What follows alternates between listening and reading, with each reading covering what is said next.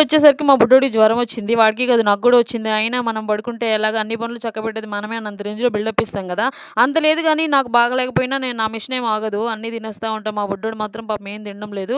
మందులేస్తున్నాం గానీ నీరసంగా ఉన్నాడు. అందుకని చెప్పి ఏమన్నా ఫ్రూట్స్ అన్నా తెద్దామని మార్కెట్‌కెళ్ళినాము. అవన్నా తింటాడని. కొన్ని ఫ్రూట్స్ కొన్నాక వచ్చే దారిలో రేగ్గేల బండి కనిపించింది. రేగ్గేలంటే పిచ్చి నాకు చిన్నప్పటి నుంచి. ఇవి నాటు రేగ్గేలు గాదు. కొండ రేగ్గేల టేస్ట్ వచ్చింది.